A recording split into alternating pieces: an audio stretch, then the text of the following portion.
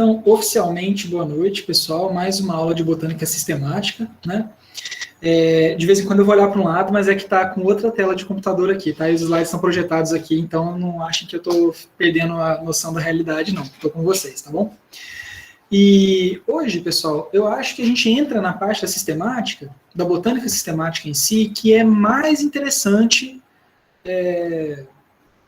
para a gente da biologia, que é a parte dos grupos em si, né? Que agora a gente já saiu daquele background mais teórico do que é a sistemática, de como ela opera, de quais são as leis que estão regendo esses processos todos, e a gente começa a ver os organismos, que é sempre mais interessante, sempre mais legal. E os primeiros grupos que a gente vê hoje, né, vão ser três filos, três grandes grupos, que são os filos Marcantiófita, Anthocerotófita e Briófita. Tá? Esse Briófita aí está escrito errado, ó. O primeiro I é um Y aí também. Tem que corrigir isso já.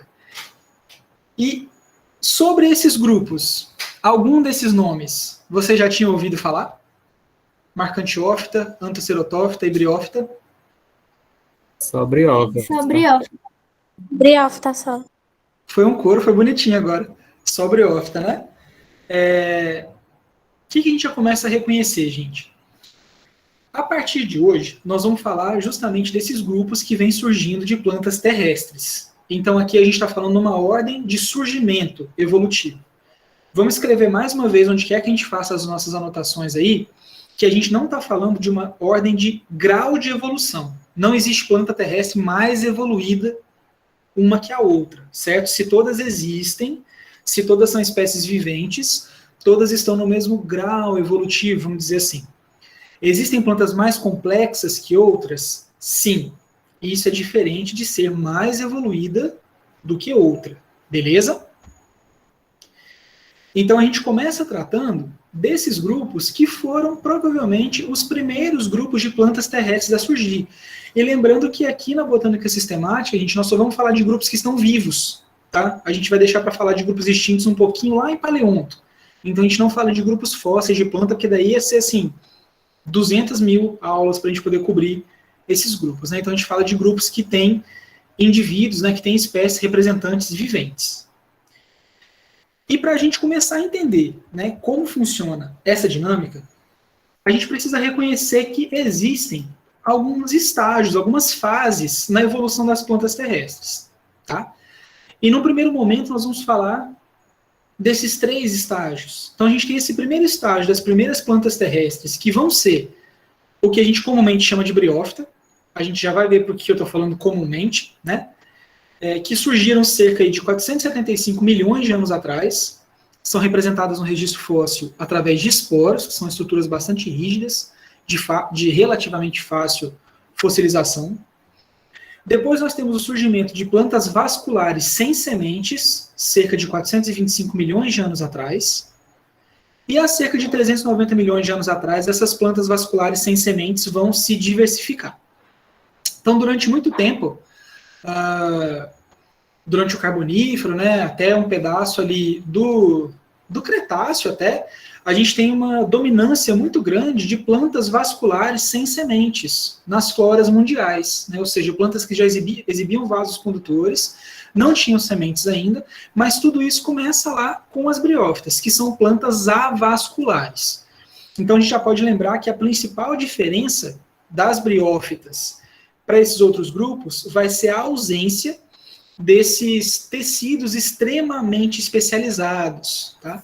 Apesar que daqui a pouco eu vou quebrar a infância biológica de vocês apresentando umas informações bem interessantes a respeito dessas especializações de transporte de seiva. E além desse primeiro grupo, né, desses três estágios de evolução que trazem as plantas que não têm sementes, a gente tem posteriormente o surgimento de outro grande grupo, que são as plantas com sementes. E aí vão ser os estágios aí 4 e 5 da evolução das plantas terrestres, com o surgimento das sementes, nesse grupo que a gente vai chamar atualmente de gimnospermas, né, que tem semente, mas não tem fruto, e posteriormente as angiospermas, que vão apresentar flor e fruto além da semente. Tranquilo? Na aula de hoje e na aula de semana que vem, a gente trata basicamente de plantas que estão dentro do primeiro grupo, da caixinha verde aí. tá? De plantas que não vão apresentar sementes. E especificamente hoje, nós vamos falar de plantas sem sementes e sem sistema vascular. Mas a gente já vai ver quais características unem essas plantas enquanto grupo. Beleza? Se nós fôssemos jogar essas informações num cladograma... Boa noite, Otávio. Se a gente fosse jogar essas informações num cladograma, a imagem que a gente veria geral é mais ou menos essa. Então, nós temos aí... Deixa eu ligar aqui o apontador a laser. Uma alga ancestral.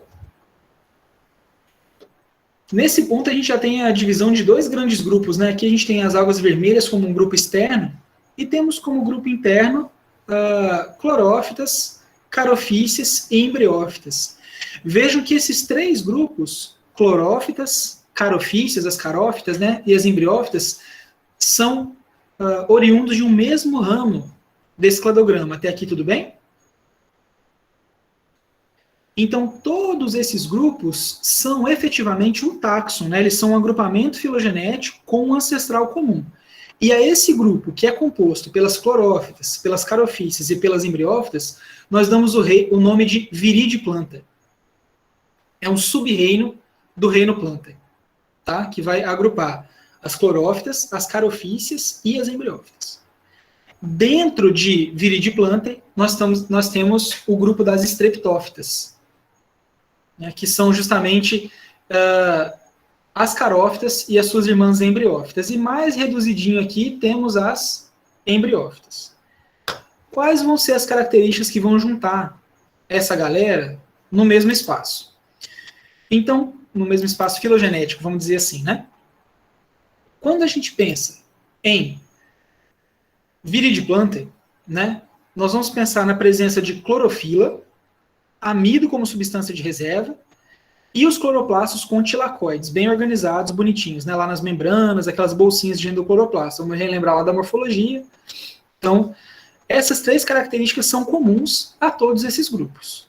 Ah, quer dizer que fora desse grupo não existe alga que tem cloroplasto organizado com tilacoide? Não.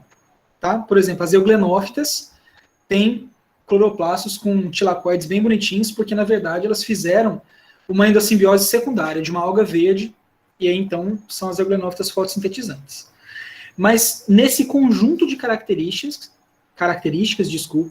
a gente consegue isolar esses três grandes grupos aí, clorofícias, carofícias e as embriófitas. Vão apresentar clorofila B, amido e cloroplastos com tilacoides. Até aqui tudo bem? Vejam que tem um subtítulo aí, né, que diz briófita, grupo entre carofícias e plantas vasculares. Não vamos pensar nesse entre como um elo perdido, tá, gente? É só um entre para a gente pensar em questão de surgimento evolutivo, onde que esse grupo estaria encaixado. Então, na verdade, as briófitas vão estar aqui dentro das embriófitas, né? Mas vão ser esse momento evolutivo entre as carofícias e o surgimento dos sistemas vasculares, efetivamente. A gente já vai dar um zoom nesse cladograma para ver isso melhor, tá?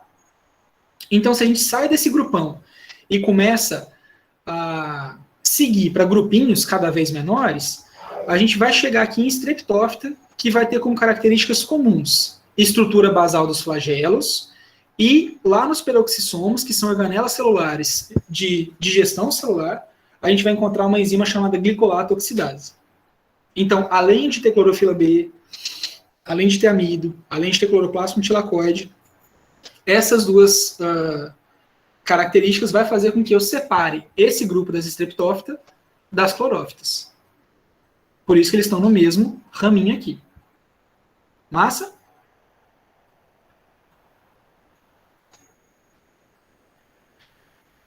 E quando eu chego nas embriófitas, que vão ser a pontinha desse cladograma que a gente vai começar a estudar agora, eu vejo como características comuns embrião, cutícula, a formação do parênquima, aquele tecido, né, bastante conhecido nosso já, esporos com esporopolenina daqui para frente e anterídeos e arquigônios, que vão ser os gametângios. Então, todas as embriófitas, todas as plantas que nós vemos daqui para frente, têm formação de um embrião multicelular, presença de cutícula, mesmo que não seja cutícula clássica, né? Algum formato de cutícula de proteção contra a perda de água, a gente falou um pouquinho disso semana passada, lá na conquista do ambiente terrestre pelas plantas, né?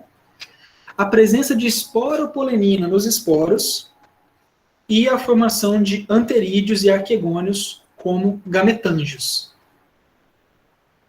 Beleza?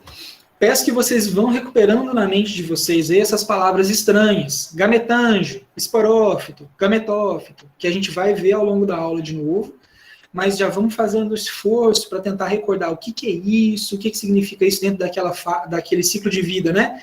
Com duas fases, com fase esporofítica e fase gametofítica, e vamos vendo isso devagarzinho, logicamente, ao longo da aula de hoje, tá?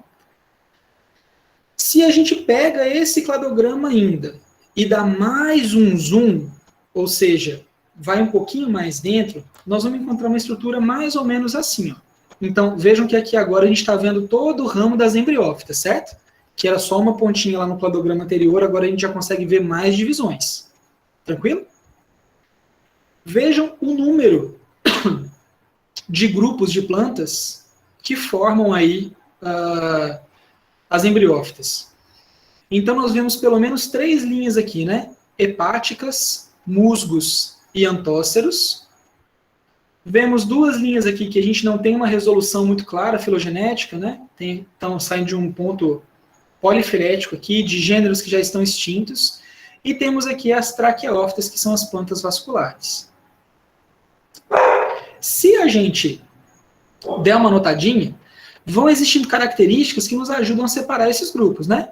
Então vejam que aqui na base da árvore, né, que mostra as embriófitas, então basicamente o que a gente estava conversando no slide anterior. Então temos um esporófito multicelular, temos formação de embrião, temos os gametângios, os esporângios, a cutícula, formando o grupo das embriófitas. Quando surgem os estômatos, veja que já tem um grupo separado aqui, né? Então, o que a gente subentende? Que as hepáticas não têm estômato. Tranquilo esse entendimento? Beleza. No próximo passo, a gente vê que o esporófito se torna a fase persistente. Certo? Então, a partir de antóceros, temos esporófito persistente. Aqui em cima temos um esporófito independente, e aqui em cima os tecidos vasculares.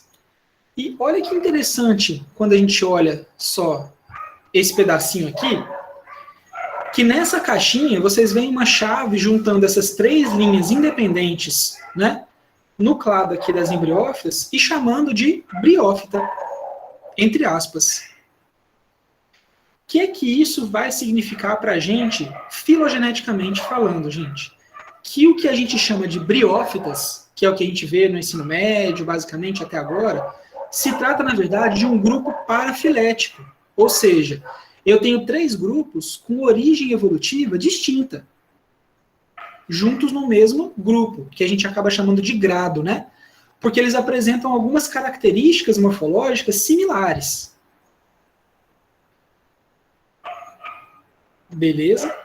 Por isso que, em geral, quando a gente fala de briófitas, nós não estamos falando, pelo menos no ensino básico, né, de um agrupamento filogenético.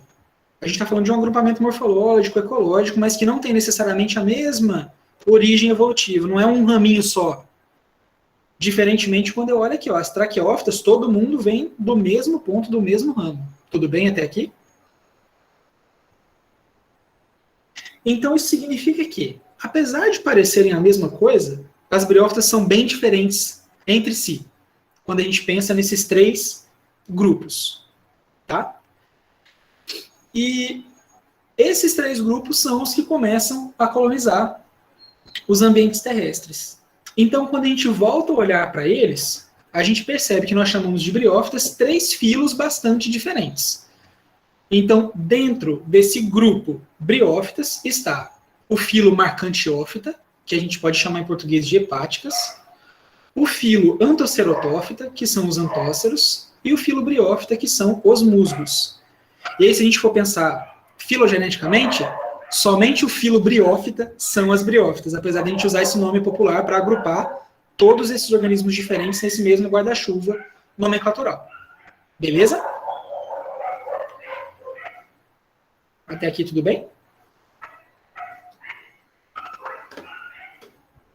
Dúvidas, choro, ranger de dentes? Tudo bem. Por enquanto não, né? Por enquanto só alegria.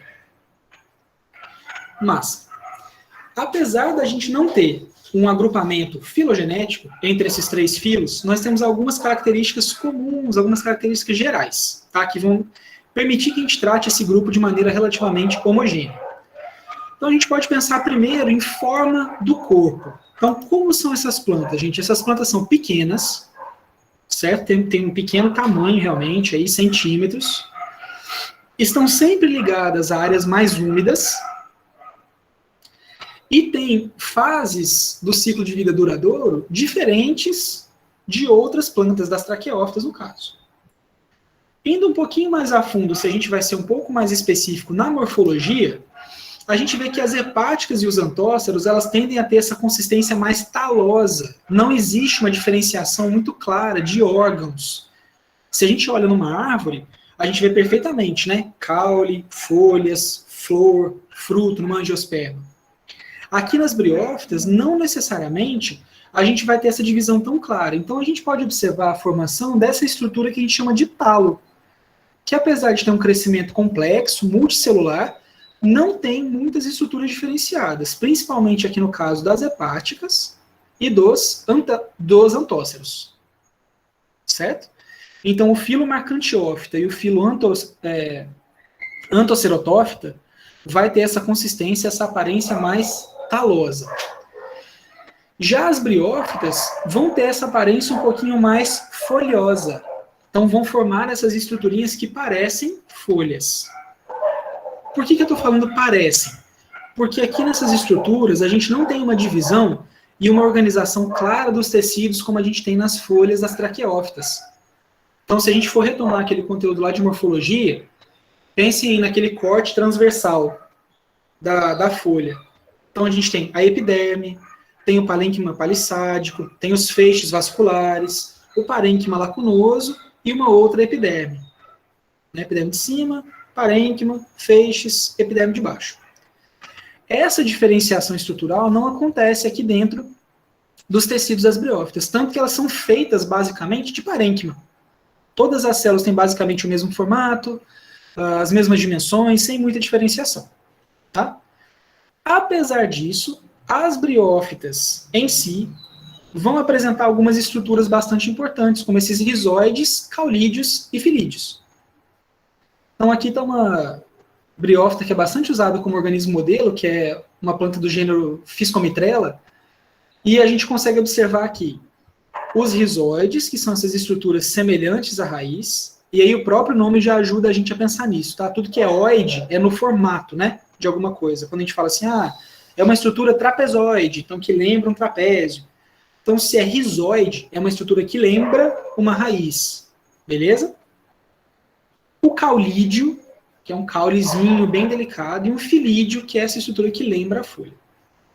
Nenhuma dessas partes das briófitas tem a mesma estrutura anatômica da raiz, do caule, das folhas, das traqueófitas. Beleza? Mas podem ter funções similares no contexto ecológico dessas plantas. A gente vai ver que alguns desses órgãos, né, a gente não pode nem chamar de órgão, na verdade, porque não tem uma formação verdadeira de tecido. Algumas dessas partes têm funções similares e outras não. Tá? Aqui começa a surgir uma coisa muito importante, que é a interligação das células pelos plasmodesmos, que é aquela abertura entre as paredes celulares que vai aumentar a comunicação. Então, se a gente for pensar em parede celular, a gente lembra que é aquela deposição de uma camada bem grossa, né, ao redor da membrana plasmática dos organismos fotossintetizantes, de alguns fungos também. E aqui os plasmodesmos vão ajudar a gente a ter uma comunicação muito maior entre essas células, porque eu vou ter canais de membrana passando de uma célula para outra, facilitando o trânsito de nutrientes, de água, de informações. E, contra tudo e contra todos, apesar da gente sempre ouvir que briófitas não têm um sistema de condução, uma classe de briófitas tem células especializadas nesse sentido, que é a classe Bride, que vai ter células chamadas de hidroides e leptoides, responsáveis pela condução da água, os hidroides, né? e sais minerais, e os leptóides pela condução do que seria aí a seiva elaborada. Ah, professor, então por que a gente fala que as briófitas não têm um sistema de condução? Porque a organização disso aqui, quando comparada a um xilema, a um floema, é extremamente rudimentar. Então a gente pode falar que existe uma certa divisão de trabalho entre essas células, algumas são mais voltadas para uma função ou para outra, mas não chega nem perto daquela estrutura toda de diferenciação da célula. Se a gente for lembrar lá das células do xilema, as pontuações, as placas crivadas no floema, nada perto disso, tá? Mas é um sisteminha rudimentar, vamos dizer assim. Que não está disperso ainda assim, nem em todos os grupos de briófitas, né? Briófitas no sentido lato aí. Só na classe Bride, que é uma classe do filo briófita mesmo. Beleza? Então, essas são algumas características mais gerais das briófitas. E o que vai ligar as briófitas às outras embriófitas, ou seja, as traqueófitas, né? Samambaia, gimnosperma, angiosperma. Então, a gente tem um ciclo de vida similar. Então, todas as plantas terrestres, todas as embriófitas, têm um ciclo de vida que apresenta alternância de gerações, sendo que essas gerações são heteromórficas. O que isso quer dizer? Parece grego, quase é, né? Tem muitas palavras de origem grega, mas vamos simplificar isso aqui. Nessa figura aí do lado, a gente vê o que a gente chama de alternância de gerações. Quer dizer, no ciclo de vida de um próprio indivíduo, tem um momento que eu tenho células predominantemente 2N e células predominantemente N. Beleza? No nosso caso, por exemplo, a gente passa grande parte da nossa vida como células 2N, mas para a reprodução nós produzimos células N. Concordam comigo? Seres humanos? Célula somática é 2N, esperma e óvulo é uma célula N, que tem metade do material genético, não é? Que aí, quando elas se fecundarem, formam o zigoto 2N e formam um novo indivíduo. É isso que quer dizer alternância de gerações. Então não é simplesmente, a gente não faz fissão binária, né? As células se dividem e formam outro indivíduo. A gente tem essa alternância de quantidade de DNA nas nossas células em momentos diferentes da vida. Então a gente tem alternância de gerações. E essas gerações são heteromórficas, elas têm formas diferentes. Isso acontece em todas as embriófitas. Então todas as plantas terrestres vão ter momentos do seu ciclo de vida 2N, vão ter momentos do ciclo de vida N, certo? E esses momentos serão diferentes. Todas as plantas passam por um tipo de meiose na qual é formado o gameta N. Tá? Então, células 2N passam por meiose e formam o gameta, que a gente chama de meiose gamética, né? Meiose de formação dos gametas. A gente tem plantas que são oogâmicas. O que isso significa? Que eu tenho um gameta que é maior e que não tem movimento, que em geral vai ser identificado como gameta feminino. Por pura convenção, tá, gente? Aqui é convenção mesmo, não tem explicação nenhuma, né? Por que é macho, por que é fêmea. Então, convencionou-se chamar o gameta maior e imóvel de gameta feminino. Todas essas plantas vão ter clorofila A e B, e todas essas plantas vão ter reserva na forma de amido, a reserva de carboidratos. Certo? Então, isso aqui é o que as briófitas têm em comum com todas as outras embriófitas. Ok? Temos dúvidas nessas características? Pode explicar de novo oogâmica? Posso. Durante muito tempo, vamos pensar assim, nas algas, a gente tem a formação de gametas, mas eles são iguais. A gente não tem diferenciação de gameta feminino e masculino, eles têm a mesma forma, eles são isomórficos. Aqui nas embriófitas, a gente já começa a ter uma diferenciação morfológica dos gametas. Então, a gente tem um gameta que é imóvel e é grandão, maior, e temos gametas que são menores e móveis. Tá? Então, nesse sentido, a gente tem essa estrutura da oogamia, que é a célula ovo, a célula feminina, o gameta feminino, é grande e imóvel. Então, para todas as plantas terrestres, a gente tem um gameta convencionadamente, né, feminino, grande e imóvel. Certo? Entendi. E isso é o que vai ser chamado de oogamia. Beleza? Beleza. Então, essas características são as que elas têm em comum com as outras embriófitas. E o que elas vão ter em comum entre si? Então, o gametófito, tá? Ele é sempre independente do esporófito. Aqui a gente vai ver que o ciclo de vida das briófitas ele é um pouquinho diferente do das outras plantas. Enquanto na maior parte das outras plantas o que a gente está vendo efetivamente é o esporófito, então se eu olho uma samambaia, o que eu estou vendo é o esporófito. Se eu olho um pinheiro, uma gimnosperma, o que eu estou vendo é o esporófito. Se eu olho uma angiosperma, uma mangueira, um cajá, um alface, uma espada de São Jorge, o que eu estou vendo é o esporófito. Nas briófitas é o contrário. A parte que a gente usualmente vê, que é a parte duradoura, é o gametófito. Então ela tem um ciclo de vida invertido com relação às traqueófitas. Então quando a gente olha o lodinho no muro, vamos olhar nessa foto aqui, né? Aquela coberturinha verde no muro das plantas. Essa parte, que é a parte que dura em geral, a parte duradoura, é o gametófito. E ele faz fotossíntese, é independente do esporófito. O esporófito, a gente já vai ver mais fotos, mais detalhes, tá, gente? É uma fase que surge eventualmente e que vai ser sempre dependente do gametófito. Certo?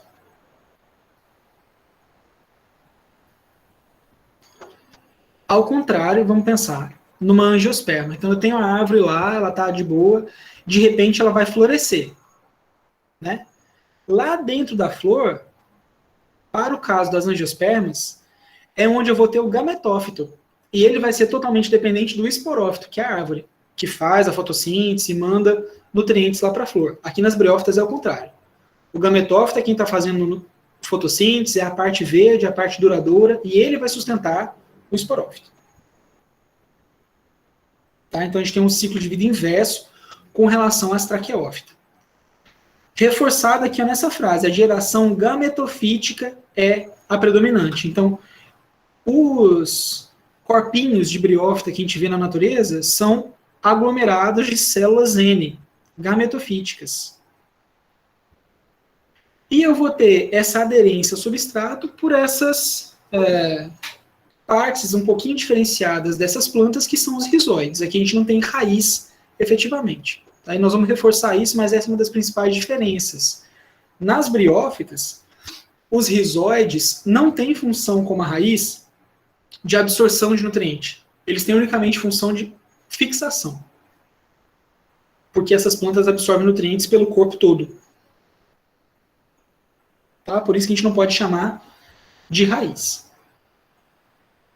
Tranquilo? De características gerais? Tranquilo. Seguindo para a parte reprodutiva, então todas as briófitas são diplobiontes, uma palavra diferente para falar que tem duas fases no ciclo de vida, uma fase esporofítica 2N, uma fase gametofítica N. Essas fases são heteromórficas, são diferentes entre si. E aí o que nós vamos ter? Em geral, um gametófito ramificado, faz fotossíntese, é independente. Então estou olhando aqui, ó, o indivíduo do gênero Riccia. Esse verdinho que eu vejo é gametófito. Lá nesse gametófito vão se formar os esporófitos, que são não ramificados e dependentes do gametófito. Então o gametófito se alimenta a partir do que o esporófito se alimenta a partir da fotossíntese que o gametófito faz. Nos processos reprodutivos, eu posso ter duas formas de reprodução. É aí que começa a entrar a grande diversidade, a grande plasticidade das plantas. Elas conseguem fazer coisas que nós não conseguimos. Então, por exemplo, as plantas conseguem se reproduzir tanto de maneira assexuada, quanto de maneira sexuada. As briófitas, assexuadamente falando, vão se reproduzir por fragmentação, brotinho, né? Produção de gema e fragmentação. Vai brotando, vai se ramificando, reprodução assexuada, simplesmente por multiplicação celular, mitose. E temos a reprodução assexuada, que vai envolver a meiose, né, lá nos anterídeos e arquegônios, que são as partes masculinas e femininas formadoras de gametas. Então aqui vem as primeiras palavras-chave. Isso vai nos acompanhar ao longo de todas as embriófitas. Os anterídeos são os gametófitos masculinos. Os arquegônios são os gametófitos femininos. Em alguns grupos eles vão receber nomes diferentes, como por exemplo, grão de pólen e célula-mãe do saco polínico. Do saco embrionário, desculpa. Mas continuam sendo anterídeos e arquegônios. Então, os anterídeos são os gametófitos masculinos, os arquegônios são os gametófitos femininos. Então, aqui a gente vê cortes, né, nessas plantas mostrando os arquegônios, vão parecer garrafinhas mesmo, aqui tem uma estrutura que vai lembrar muito um tubinho, que é por onde os gametas femininos vão entrar, né? Aqui eu tenho uma célula grandona, ó, dá para ver a diferença entre ela? Bem redonda, bem marrom, com um núcleo bem grande, que é a oosfera, que é o gameta feminino grandão, imóvel, né? Lembram da oogamia. E nos anterídeos, eu vou ter como se fosse muito, entre aspas, 200 milhares de aspas, uma antera mesmo, daí que vem o nome, né? Onde eu vou ter um tecido produtivo dos gametas masculinos. Tá? Então tem aqui um envoltório de células que não são reprodutivas e um tecido espermatógeno, ou seja, formador de esperma, né? Dos anterozoides, que vão ser os espermas, o esperma aí das plantas. Tranquilo com características gerais? Até o momento, né, gente, que eu sei também que é um mundo de informação, então isso vai assentando aos poucos. Mas se tiverem dúvidas, a gente vai se falando. E agora a gente entra especificamente em cada um dos 3 grandes grupos dentro de briófita. E o primeiro grupo é o filo Marcantiófita, também chamado de hepáticas. Tá? Eles são chamados de hepáticas, gente. Não sei se vocês vão se lembrar aí, justamente por conta da similaridade. Olhem essas estruturas aqui, ó, com as células do fígado humano.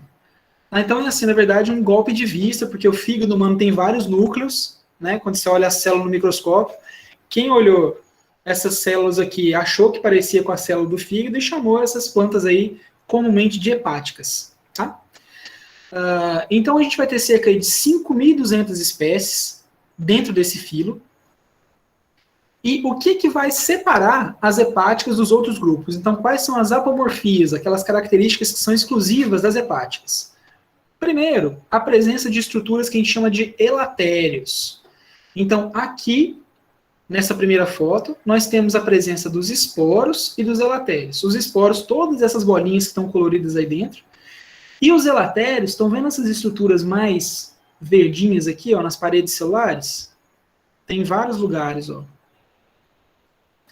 que vão ser estruturas semelhantes a molas, mesmo, fisicamente falando, que vão ajudar a abrir as cápsulas que contêm os esporos. Então, nas hepáticas, nós temos elatérios no esporângio, né, que são estruturas que vão ajudar a abrir os esporângios, que são as cápsulas que contêm os esporos.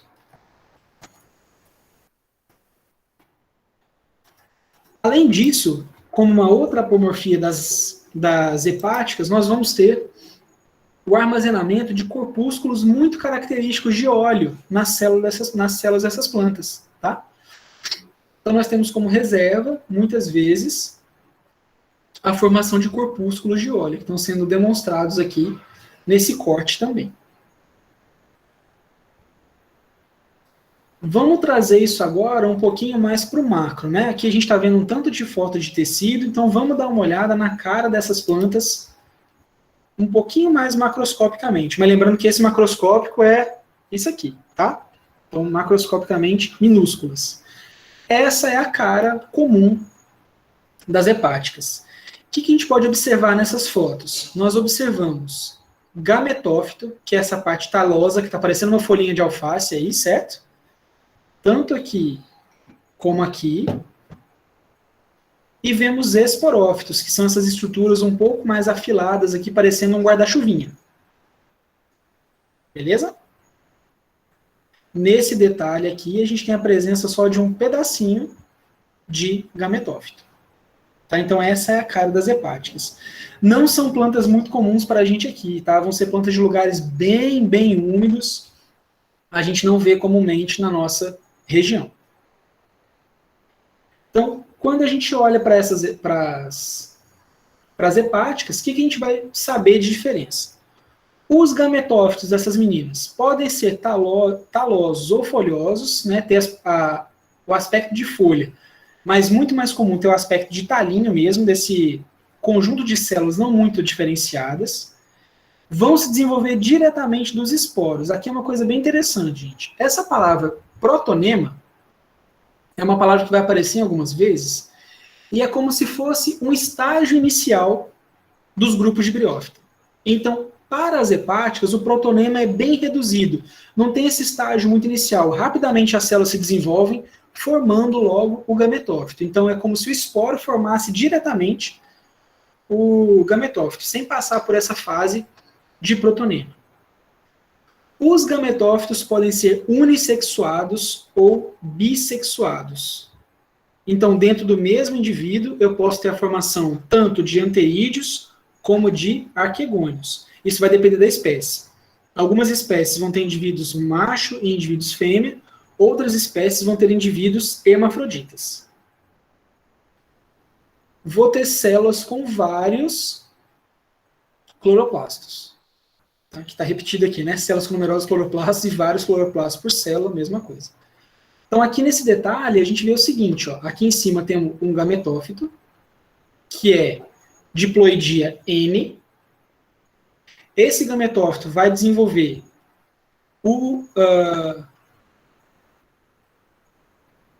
os gametas masculinos e femininos, né? Formando aí o anterídeo e o arquegônio. Conseguem ver como eles são diferentinhos no formato? Então, o arquegônio tem essa parte mais, parece uns dedinhos, né? E o anterídeo é mais chapado, tá? Nessa produção dos gametas. Beleza?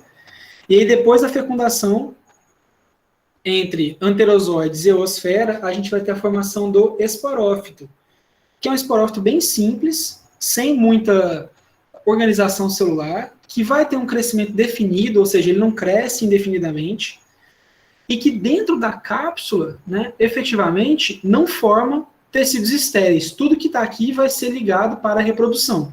Então, todo o tecido que a gente chama de tecido esporógeno vai estar voltado para a produção de esporos, que vão ser efetivamente germinados para gerar novos gametófitos e os elatérios. Todo mundo se amadurece conjuntamente.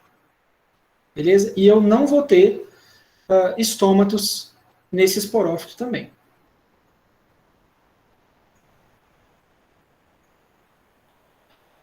Vamos dar um zoom nesse processo reprodutivo, que às vezes pode ficar um pouco confuso. Então vamos pegar um gênero exemplificado aqui, que é o gênero marcante, tá? Inclusive o gênero que dá nome para o filo, né? Que é marcantiófita.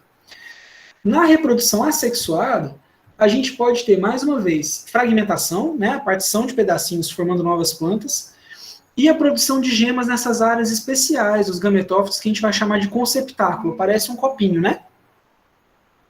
Então vejam que aqui a gente tem uma visão macro, e aqui tem uma visão de corte, ó.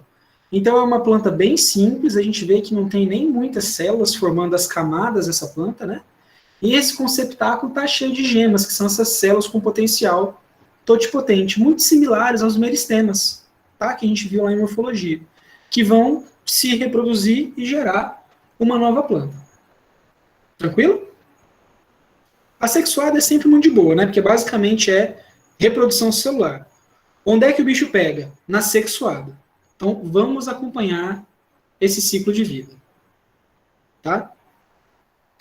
Então, vamos começar da parte que a gente vê dessas plantas. Então, aqui, eu deixei em inglês porque os desenhos estavam muito bons, tá, gente? Então, vamos acompanhar juntos aqui. De repente, depois eu faço uma edição aqui para colocar todas as palavrinhas aqui do ciclo em português para fazer o upload lá, tá? A aula que está no AVA agora é essa aqui, mas eu posso trocar depois, tem problema não. Então vamos colocar pela parte que a gente, começar pela parte que a gente vê. que são os gametófitos. Então, os gametófitos estão lá, clorofilados, bonitinhos, tranquilos, certo? É todo mundo N, os gametófitos. À medida que eles vão amadurecendo, então vejam que tem aqui um gametófito feminino, que é o amarelinho, e um gametófito masculino, que é o cinzinha, eles vão formar essas estruturas, né? Chamadas anteridióforo. Toda vez que a gente fala foros, é portador, certo? Então, anteridióforo é a estrutura portadora do anterídeo, que é o gametândio, né? Masculino. E o arquegonióforo, que é o portador dos arquegônios, que é o gametândio feminino. Então, esses gametófitos vão amadurecendo, o gametófito macho forma o anteridióforo, o gametófito fêmea forma o arquegonióforo, nessa fase aqui. E aí, olha só o que rola. Lá dentro do anteridióforo, né, vai ter o anterídeo, que é o gametândio masculino, vai formar os anterozoides, que é o esperma das plantas. Tudo isso por divisão mitótica. Tranquilo? Então aqui as células estão em mitose, com expressão genética diferente, claro, né? Para assumirem essas funções diferentes, até que chove. Quando a chuva bate lá no anterídeo masculino, essa água vai carregar o esperma até os arquegônios. E aí vai haver a fecundação. Então, ó, aqui eu tenho um zoom no arquegônio, tenho as células do colo, um caminhozinho, né? E vejam aqui os esperminhas, que aqui estão em detalhe, né? Caminhando pelas células do colo até lá a oosfera. E aí existe uma fecundação e tem um zigoto. Esse zigoto vai se tornar um embrião, 2N, porque vamos lembrar, os gametas são N, se encontraram, formaram um zigoto 2N. Tranquilo?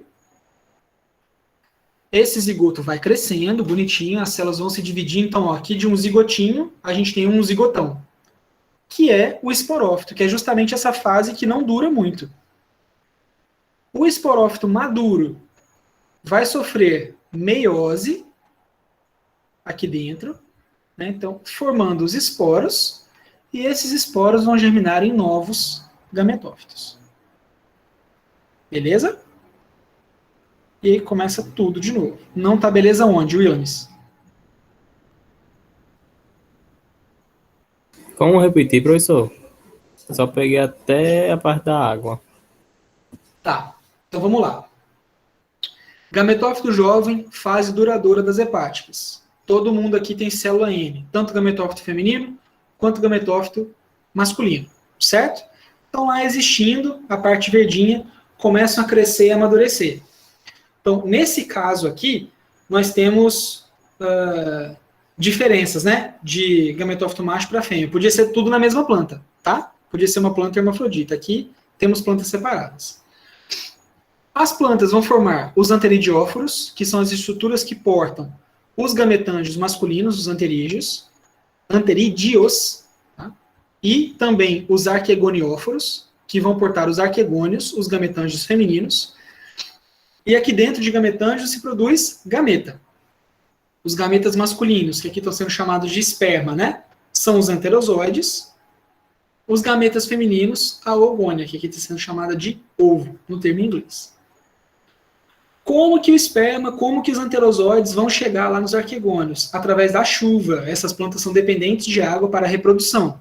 Então vai chover, a chuva vai arrastar os anterozoides até lá os arquegônios. Vamos pensar que isso é tudo muito pertinho, né? Uma coisa próxima da outra. Então caiu a gota de chuva, ali dentro da mesma gota, provavelmente a gente consegue contato de todas essas estruturas, porque as plantas são pequenas. A água leva os anterídeos até os arquegônios. Então, ó, tá saindo aqui os anterozoides, desculpem, né? Os anterozoides saem daqui dos anterídeos, chegam ao arquegônio, que está cheio de células ovo, e aí essas células ovo são fecundadas, formando zigotos, 2N, porque os gametas são N. Esse zigoto se desenvolve mitoticamente, formando um embrião. Esse embrião cresce, né, formando um esporófito jovem, até que ele amadurece e sofre meiose, formando os esporos. É aqui que vão estar os elatérios, que vão ser aquelas estruturas de molinha, que vão ajudar essas cápsulas a se abrirem. Quando os esporófitos se abrem, eles liberam os esporos, que vão germinar aqui no sentido é simplesmente fazer mitoses e formar novos gametófitos. Ok? Daí me perguntou aqui, as filicíneas é reprodução sexuada ou assexuada? O que são filicíneas, da Emily? Professor, que eu vi esse nome, se eu não estiver enganado, não é quando ela se reproduz, parece por poros, tipo a samambaia, se eu não estiver enganado, seria um exemplo? Eu acho que eu não estou reconhecendo essa palavra. Deixa eu ver se eu acho aqui alguma coisa. Tá, filicíneas são samambaias. Elas têm reprodução assexuada e sexuada também, que eu nunca tinha ouvido esse termo para falar de samambaia, tá? Mas elas também vão ter reprodução sexuada e assexuada, mas não tem a ver diretamente com esse ciclo de vida aqui agora. São outro grupo de plantas.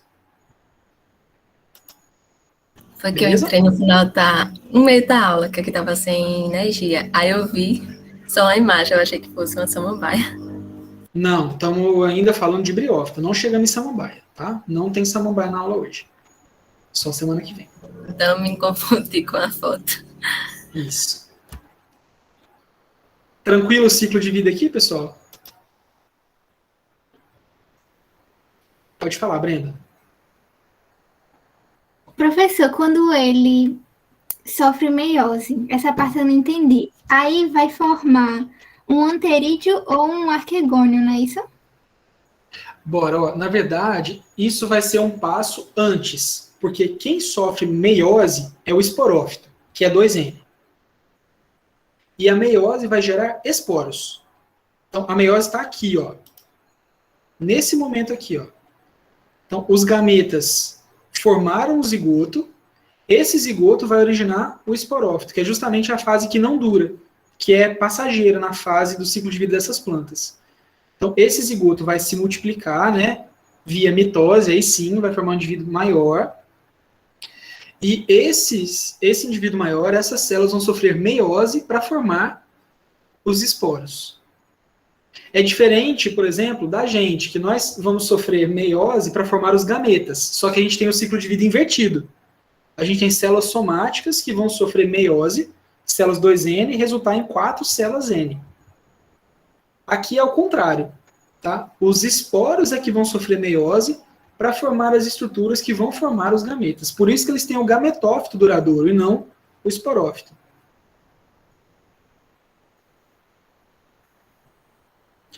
Todas as plantas têm sempre duas fases, esporofítica e gametofítica. Essas fases estão relacionadas ao tipo de estrutura reprodutiva que elas vão formar. As fases gametofíticas formam gametas, as fases esporofíticas formam esporos. Tranquilo? O gametófito forma gameta, o esporófito forma esporo. Beleza.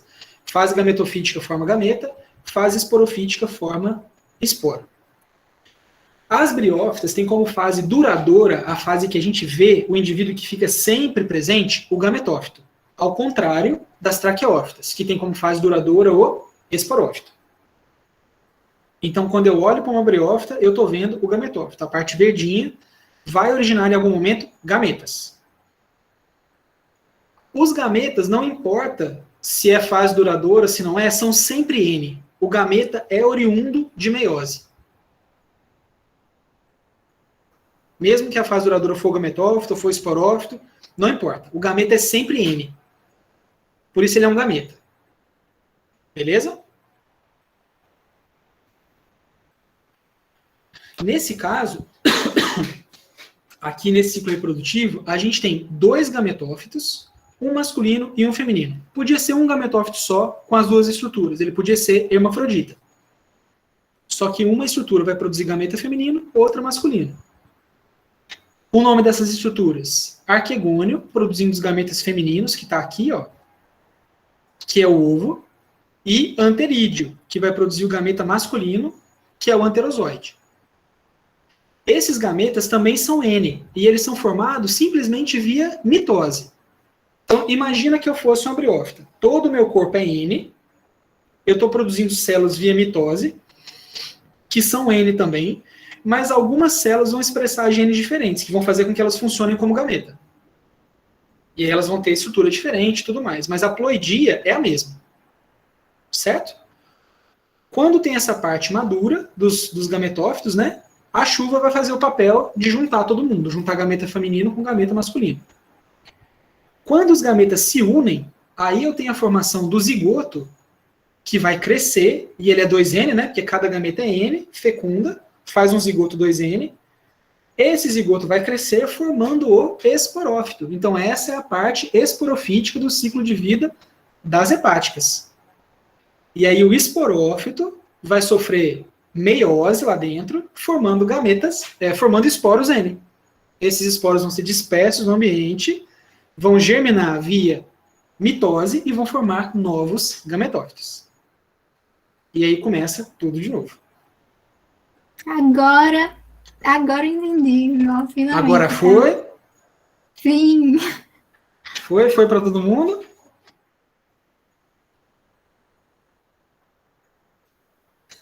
Medo do silêncio. Temos dúvidas ainda com relação ao ciclo de vida das hepáticas?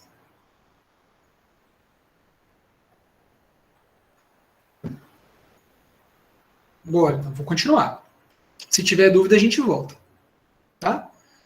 Então, temos processo de reprodução assexuada, o mais de boa do universo, fragmentação, geminha, mitose, cresceu o indivíduo novo. Temos reprodução sexuada, mais completo. E dentro desse grupo, como que a gente vai separar grupos, né, menores?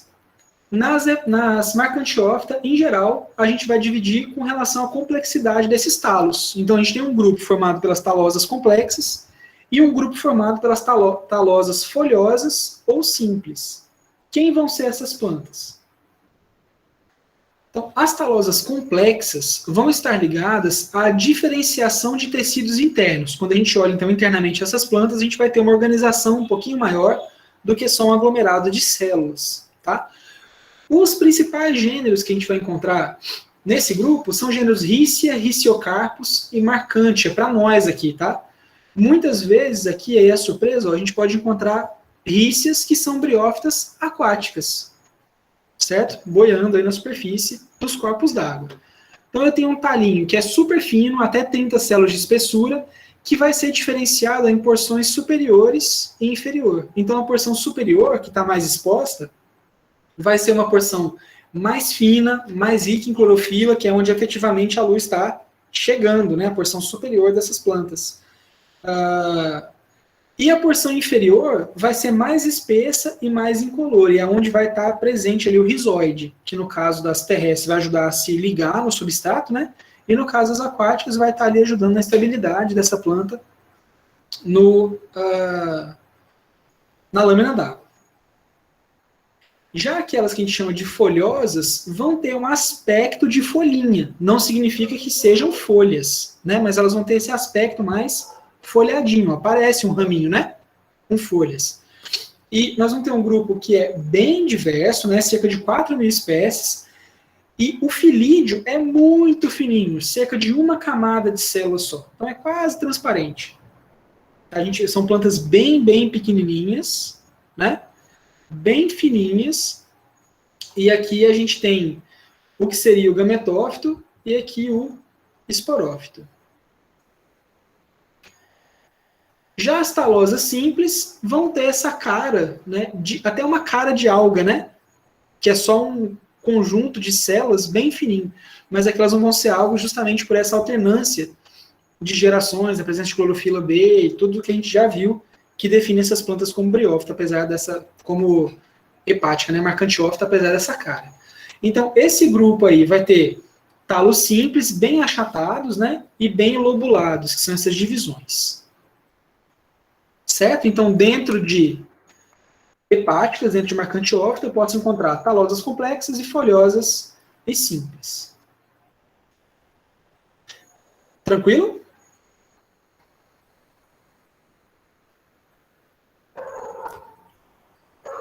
Podemos seguir o baile aí das briófitas, lato sensu. Podemos. O próximo filo é o filo Anthocerotófita, que a gente pode se referir em português como os antóceros. Vejam que já é um filo bem menorzinho, né?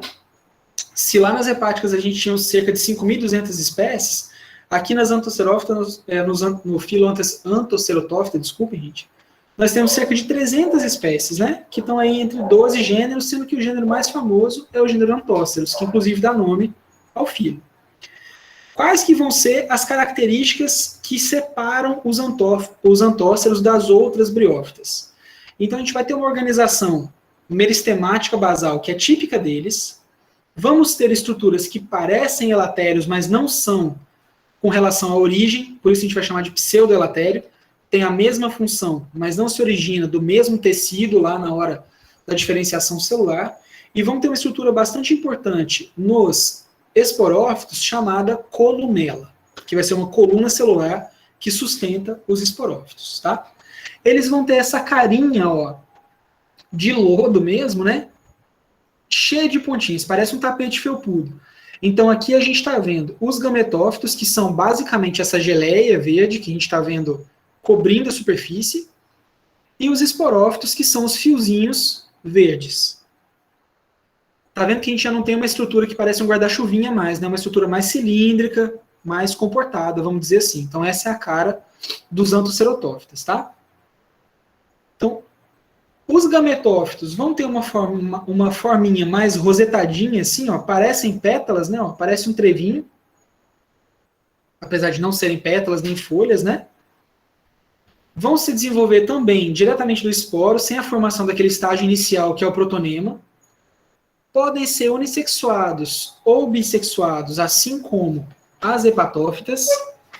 Aqui nós já vamos ter menos cloroplastos por células e os rizóides são unicelulares. Então tem uma célula um pouquinho mais esticada que vai ajudar na ligação nas superfícies. Então eu tenho um gametófito que é bem achatado, dorsoventralmente, e os esporângios que vão se projetar a partir desse gametófito de uma forma muito mais linear do que nas hepáticas, nas marcantiófitas, e das próprias briófitas, que a gente vai ver a cara dos esporângios daqui a pouco. O que esses caras têm de diferente até isso? Além disso? Então, alguns desses organismos vão ter uma camada de mucilagem, né, e quase sempre tem associações com cianobactérias do gênero Nostoc, principalmente no gênero Antóceros. Isso significa que essas plantas vão ser super importantes para o ciclo do nitrogênio, porque as cianobactérias, né, Nostoc principalmente, têm capacidade de fixação de nitrogênio, então isso é super importante ecossistemicamente falando. Em alguns filos eu vou ter só um cloroplasto por célula, que é bem similar às algas, né? Em alguns organismos tem mais de um, mas é comum que se vejam apenas um. E os rizóides são unicelulares, então a gente consegue ver aqui na parte inferior dos gametófitos, aqui um corte anatômico, né? Uma célula bastante alongada que vai fazer o papel de rizóide. Tá? Isso no gametófito. Lá nos esporófitos, tem esporófito simples, eu tenho um crescimento contínuo, então lembrem que isso é diferente do crescimento das marcantiófitas, que tinha uma célula apical que não deixava crescer mais, né? É como se nas marcantiófitas o esporófito crescesse de cima para baixo, né? A célula que está em cima gera de baixo e acabou.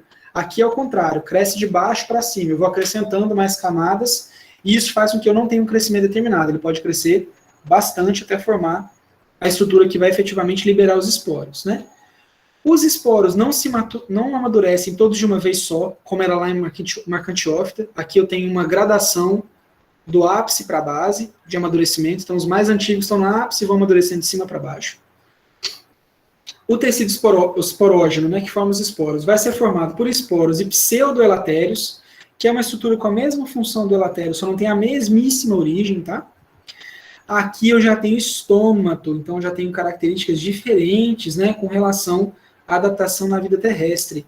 O estômato ajuda, junto com a cutícula, a controlar a quantidade de água dentro da planta. Inclusive, o esporófito aqui é cuticulado, ou seja, tem cutícula, né? E não vou ter uma estrutura que a gente vai ver lá nas briófitas, que é a seta, que é a parte justamente que separa a câmara esporofítica do gametófito. Aqui eu tenho uma estrutura bem contínua, tanto que a gente vê parece um fiozinho, né? Quase não tem diferenciação. Se a gente der um zoom nesse esporófito, a gente vai encontrar uma estrutura celular mais ou menos assim, ó. Então, o que é a columela, que é uma característica bastante importante aqui dentro de Anthocerotófita, é um feixe celular que vai percorrer todo o esporófito e vai ser responsável por dar sustentação. Tá? É um feixe que é estéreo, né? E aqui ao redor dele vão se formar os esporos em si. O mesmo gametófito pode ter vários esporófitos. O esporófito, em geral, vai ser uma estrutura ereta e alongada, um pauzinho mesmo, né, um palitinho. Ele vai realizar fotossíntese, tanto que a gente vê, vou até voltar aqui, ó, ele é verdinho, né? Então ele pode fazer fotossíntese, mas ele não é independente do gametófito, ele precisa do gametófito para crescer. E depois que ele amadurece, ele é dividido em células da epiderme, que a gente pode ver aqui fora, que é uma camada diferenciada. O tecido assimilativo, que vai ser fotossintetizante, mas ainda vai manter ele dependente do gametófito. E os esporócitos, que são as células formadoras dos esporos, tá? Além da columela, que é justamente esse feixe central que sustenta o esporófito. Então, a gente tem uma estrutura um pouquinho mais complexa do que o esporófito das marcantiófitas. Traduzindo isso aqui para anatomia, a gente consegue verificar aí, ó, olhem só, aqui a gente tem um corte longitudinal de um esporófito, então a gente enxerga a columela aqui no meio, essa camada diferenciada.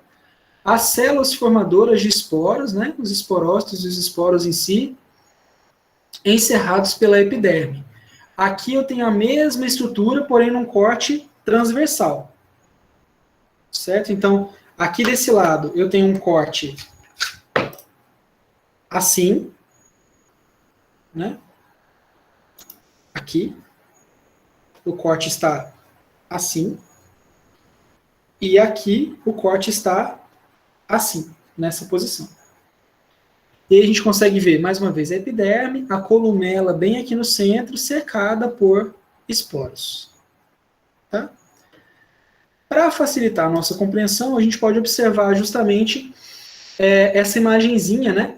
Que vai mostrar, então, um gametófito bem achatado, cheio de esporófitos. E aí, mais uma vez, a gente reforça a heteromorfia entre essas gerações, né? São bem diferentes uma da outra. Então, o esporófito 2N vai ser bem alongado, né? Bem compridinho, e o gametófito N bem achatado. Beleza? Com características gerais, a cara dessa planta. Estão tentando trazer mais ainda para a realidade, porque essa planta é uma planta que a gente dificilmente vai ver, tá, gente? Essa aqui é a carinha dela na realidade. Então temos o gametófito bem achatadinho aqui, cheio de esporófito, parece uma cidadezinha, né? Cheia de torres. Então, como que vai funcionar o ciclo de vida? De maneira muito similar ao ciclo de vida de marcantiófita, porque no frigir dos ovos aqui, a gente tem um gametófito, que é a fase duradoura. Lá dentro desse gametófito vai haver formação de anterídeos, arquegônios, mesma coisa, tá? O mesmo processo. Vai haver fecundação, a fecundação vai formar o esporófito vai crescer, sofrer meiose, formar os esporos, que vão germinar e formar mais uma vez os gametófitos duradouros. Beleza? Então, aquela mesma explicação de marcantiófita serve aqui para Anthocerotófita. Então, nós temos os gametângios na superfície dorsal dessas plantas, elas são achatadinhas, né, vão parecer uma folhinha mesmo, então os gametângios, logicamente, não estão embaixo, porque senão dificulta, né, a movimentação dos gametas, eles vão estar na superfície dorsal. Os anterídeos vão estar lá dentro de algumas câmaras, né, então, ó que bonitinho. Antes de formar essa estrutura aqui, ó, compridinha, eu tenho isso aqui. Uma folhinha. Beleza? Então, dentro dessa folhinha, eu vou ter câmaras com os anterídeos e inserções com os arquegônios. Então, aqui é como se fossem saliências, né? Nessa folhinha, nesse gametófito aí de anthocerófita, com os anterídeos, formadores de anterozoides, e os arquegônios que portam a célula ovo. Beleza? E só para a gente ter uma noção, né, um pouquinho mais de morfologia e diversidade, a gente vê fotos aí de gêneros comuns de Anthocerotófita, mas todos são bastante parecidos entre si, né? A gente consegue ver pelo menos uma estrutura geral de organização dos indivíduos desse filo. Muito pouco comum, a gente quase nunca vai se topar com eles por aí. Massa?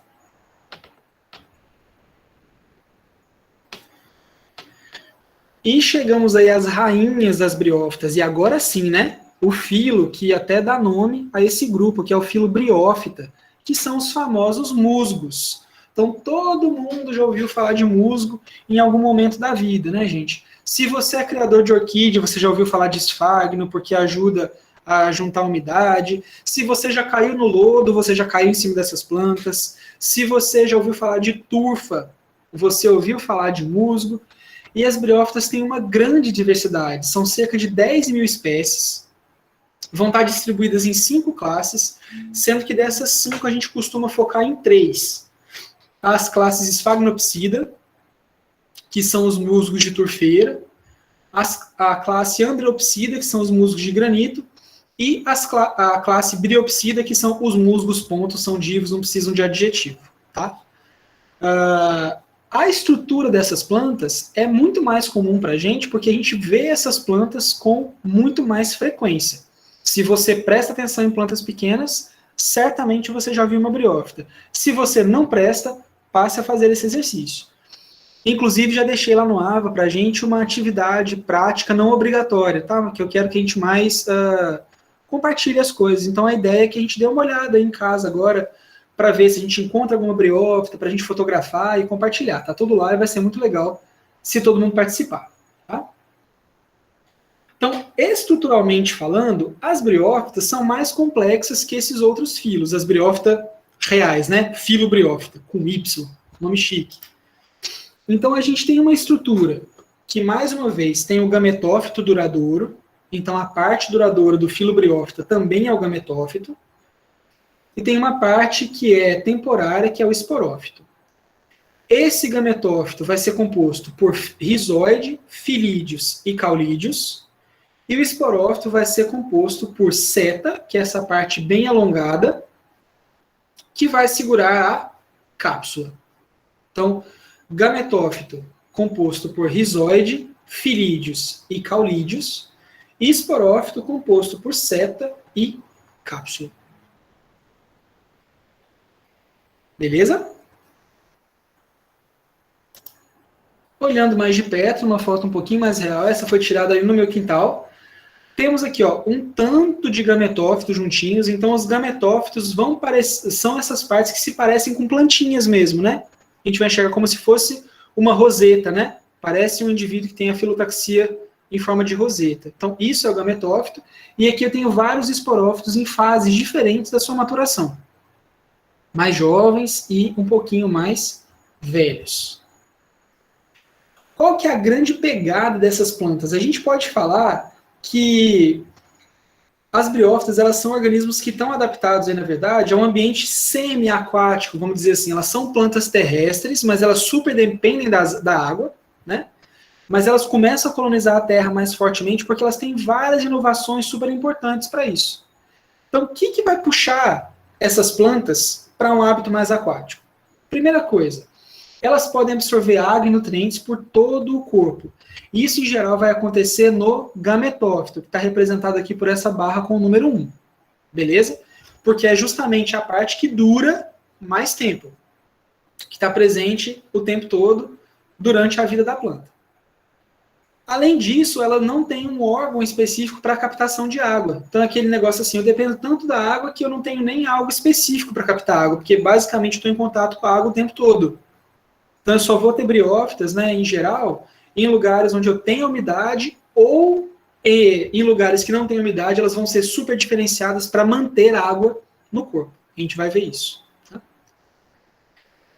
E tem a fecundação completamente dependente de água, assim como Marcantiófita e Anthocerotófita. Beleza? O que vai puxar essas plantas para a terra? A presença de cutícula, a presença dos estômatos e aqui um pulo do gato importantíssimo.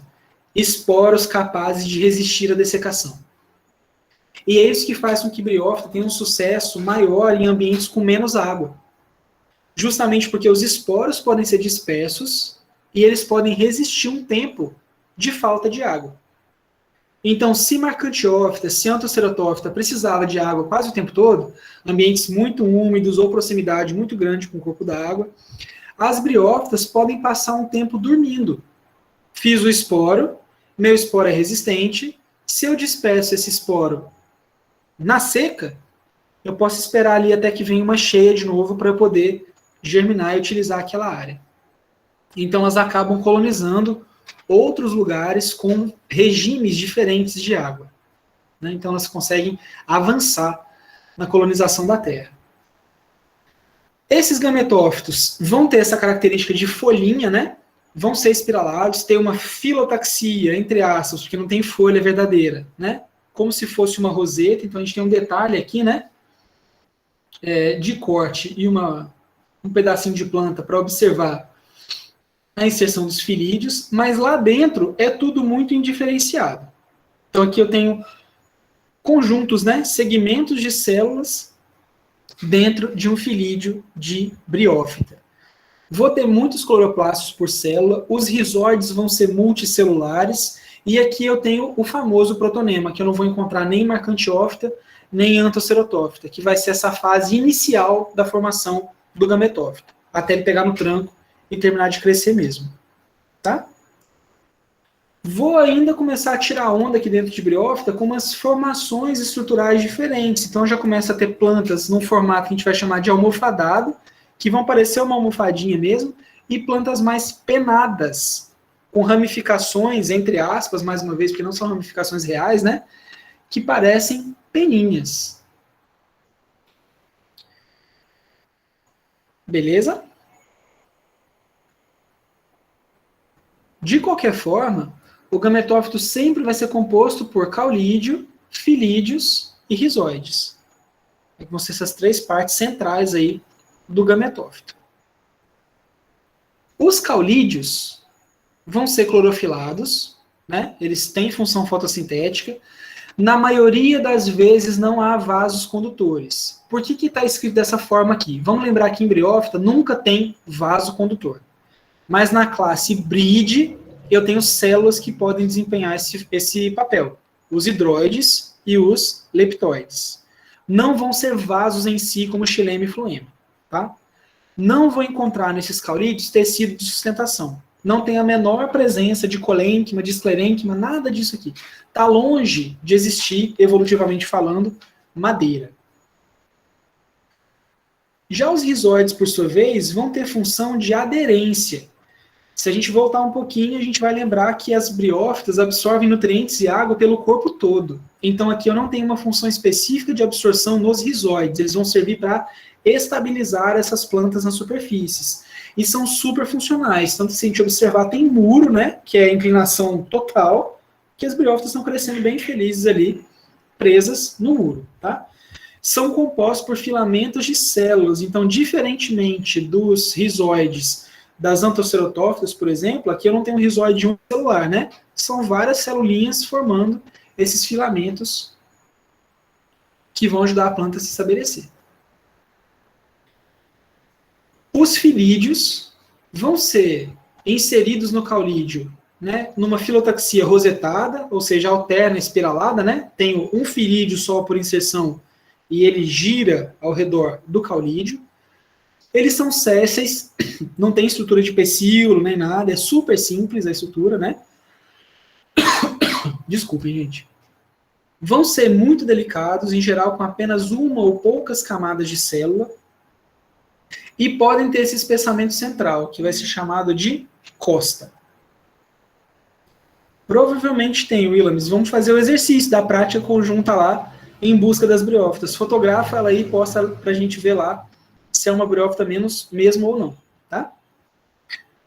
A parte superior vai ser revestida por cutícula. Vamos lembrar que é uma cutícula diferente, né, da cutícula das traqueófitas, mas já é um primeiro passo. Os filhos também absorvem água e vão ser totalmente clorofilados, tá? Vão ser super fotossinteticamente ativos. Beleza?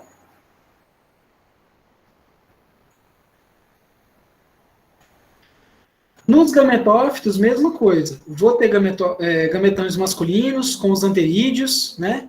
Com muitos anterozoides. Vou ter os arquegônios com as oosferas. E a fecundação vai ser da mesma forma que nos outros grupos, né? Através da chuva. A chuva vai permitir que os anterozoides nadem até as oogônias, as oosferas. Principalmente através de estímulos químicos, né? Então, a partir do momento que a oosfera sente que está num ambiente úmido, ela libera estímulos químicos na água que vão ajudar a guiar o movimento dos anterozoides. Bem legalzinho. Dando um zoom nisso, a gente pode ver, ó, nessa plantinha do gênero Atricum, que eu tenho diferença, inclusive, de sexo entre as plantas, né? Aqui a gente está vendo uma planta masculina. Dá para ver bem direitinho os anterídeos, que são essas estruturas que parecem anteras mesmo, né? Vão estar cheias de gametas aqui. E os arquegônios, que parecem garrafinhas mesmo, com as oogônias lá no fundinho, ó, nessa parte mais dilatada e mais gordinha, onde vai estar a célula ovo em si. Beleza? Da mesma forma que nos outros 3 filos, quando eu tenho um encontro do gameta masculino com o gameta feminino, eu vou começar a formar o esporófito. Então, o gametângio, o gametófito é a fase duradoura. Quando tem a fecundação dos gametas, forma-se o esporófito. Esse esporófito vai ter um crescimento apical bem forte, vai ter a presença, né, dessa estrutura que a gente chama de calíptra, que é uma cápsula bem bonitinha, a gente já vai ver numa foto daqui a pouco. Essa cápsula vai estar ligada a uma haste pigmentada, que é a seta, e essa cápsula tem deiscência, ou seja, ela se abre, né? Quando o esporófito seca, ele abre e libera os esporos. Todos os esporos se maturam ao mesmo tempo, não tem o elatério aqui, e tem uma região que a gente chama de peristômio, que vai ser formada por esses dentinhos. Tá? Então, o peristômio vai ser a parte da cápsula que solta a tampinha para liberar os esporos. A gente já vai ver uma foto, vai ficar mais fácil de pensar nisso tudo. Tá? E nesse peristômio, nós vamos ter aqui a presença de vários dentinhos, que vão ser justamente os dentes do peristômio. Certo?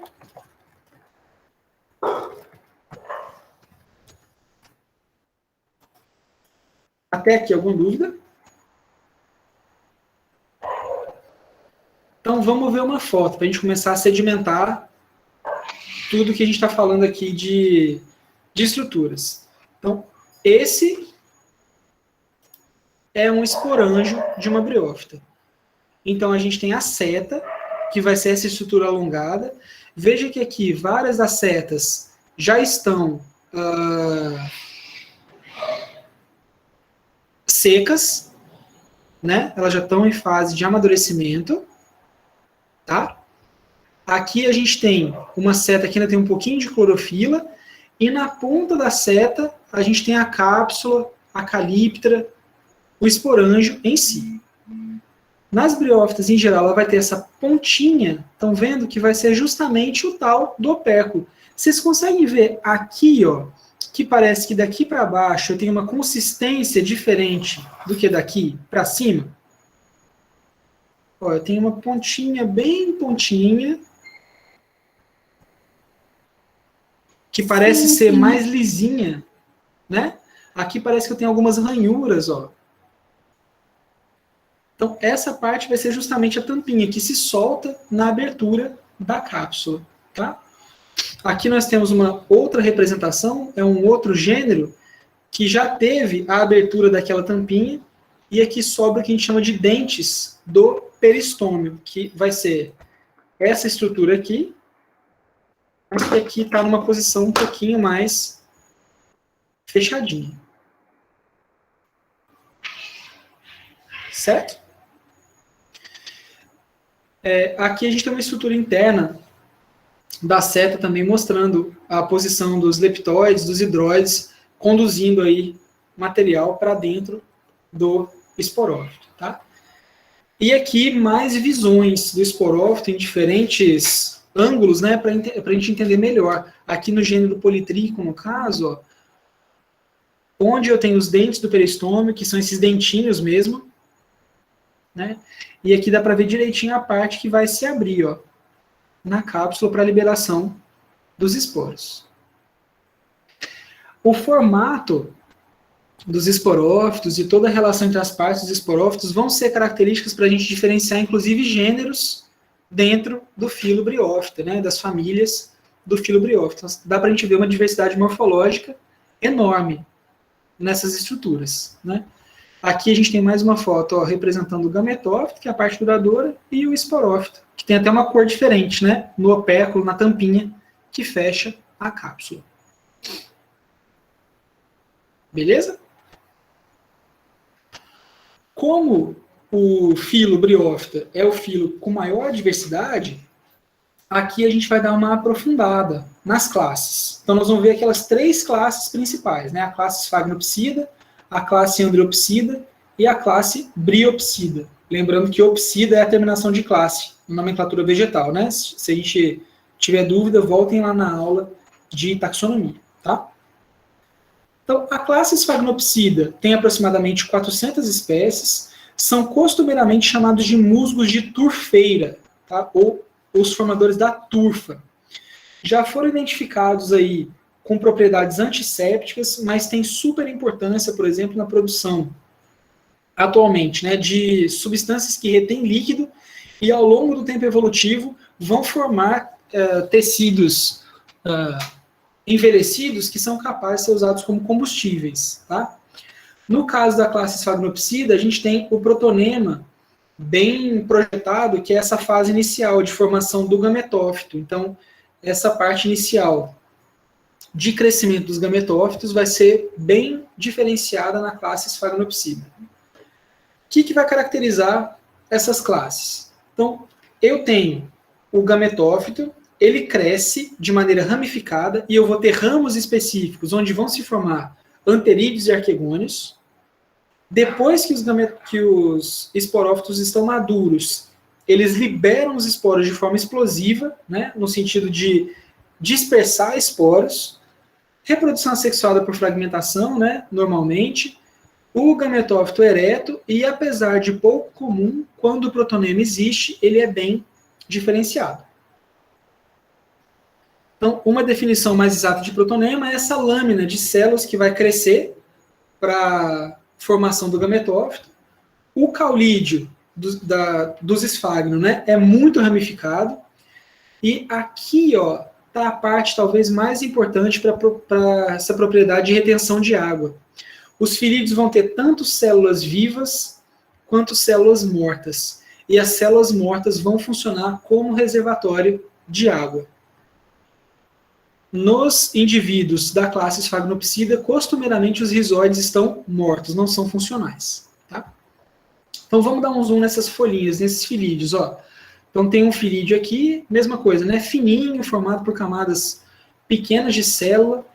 E vejam que eu tenho em alguns lugares células com manutenção das paredes celulares e outros sem, que vão ser justamente essas células mortas responsáveis pelo acúmulo de água, que vão estar ligadas, numa foto melhor, por estruturas que a gente chama de poros. Então aqui, ó, eu tenho abertura tanto para o exterior, então é como se a planta fosse uma rede mesmo, né?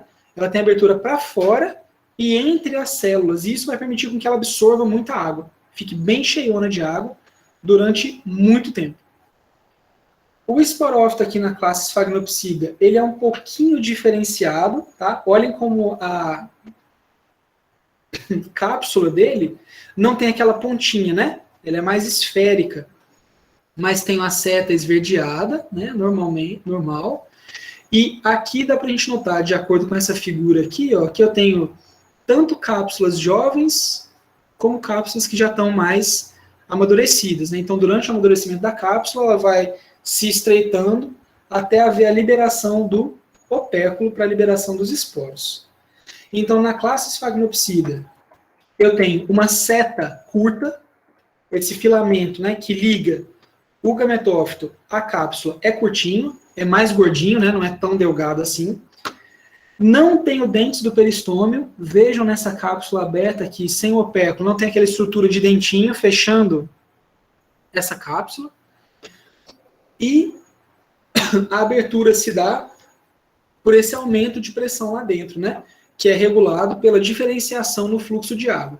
Então, após isso, eu tenho a explosão dessa cápsula, vamos dizer assim, na qual o opéculo se solta e os esporos são liberados. Beleza? Deixa eu ver o que tem aqui no... Beleza. Até aqui dúvidas, pessoal? Todo mundo comigo?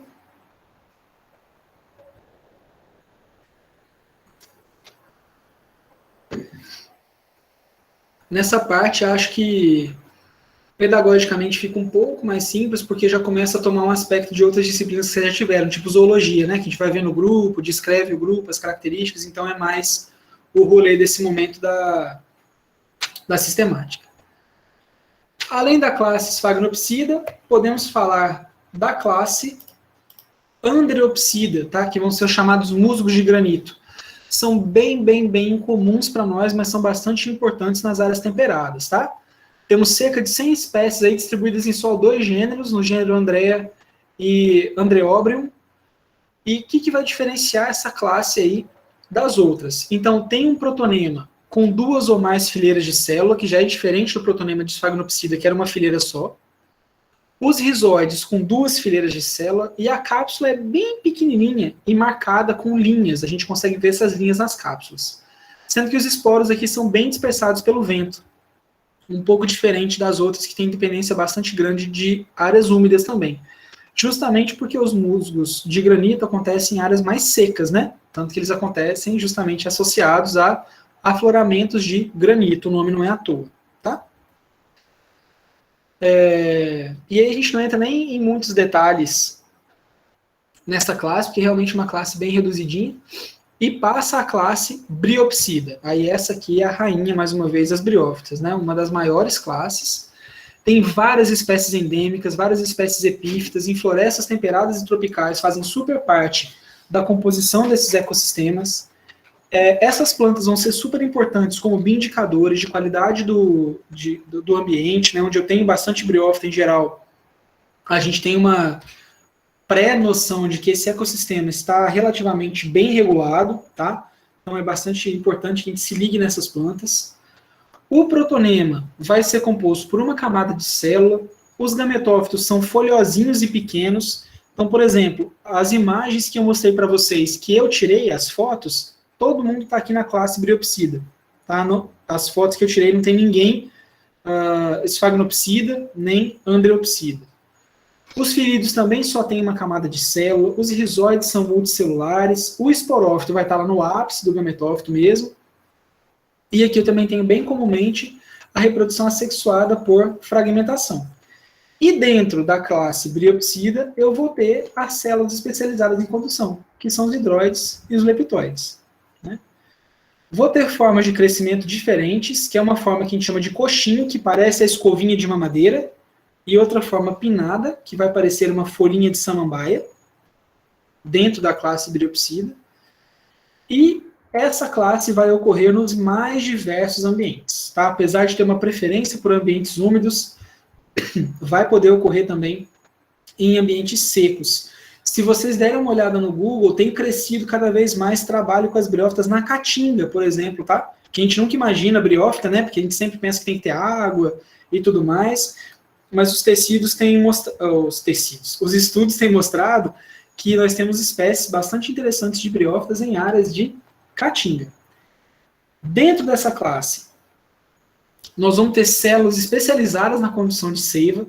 Então, lá no que seria um arremedo aí de cilindro central, nós temos os hidroides que vão carregar a seiva bruta e os leptóides que vão carregar a seiva elaborada e que vão se diferenciar dos tecidos reais de condução de seiva por não terem nenhum tipo de lignificação.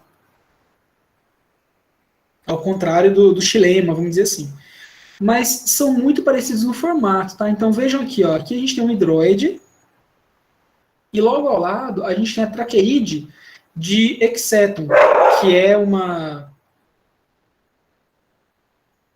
Vou falar pteridófita por enquanto, até a gente aprendeu certo, né? Mas que é uma pteridófita bem basal, tá? Então a gente consegue ver que a forma é bastante similar às traqueídes e elas vão ter a mesma função de condução de seiva. Beleza? Reprodução, mesmíssima coisa de mesma.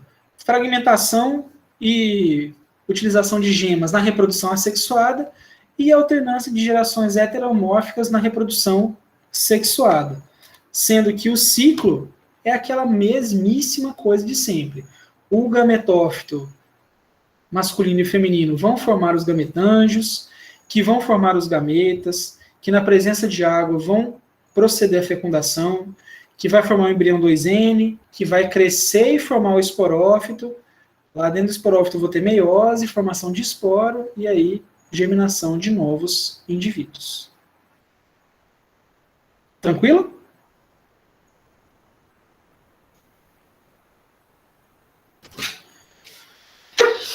Massa. Como essas plantas dependem de água, né, gente, para várias das suas funções, muito da fisiologia vai estar ligada para o balanço hídrico, e elas são excelentes em aproveitar a água e também de recuar funções quando a água não está disponível. Então, olhem que interessante, essa planta toda desidratada, depois eu vou centralizar aqui o nome do gênero que deu uma desconfigurada, e 5 segundos após hidratação. Então, essa planta aqui foi deixada em privação de água durante um tempo, pingaram água e depois de 5 segundos, olha como ela está. Toda diferenciada, né? Toda cheinha. Então, em casos, por exemplo, de briófitas que estão em lugares com deprivação de água, elas têm muito esse potencial de regular o balanço hídrico nas células, principalmente porque existe uma retenção de água nas partes exteriores. Não sei se vocês passam por isso, mas aqui agora, no fundo do meu quintal, tá clássico agora na parte de chuva.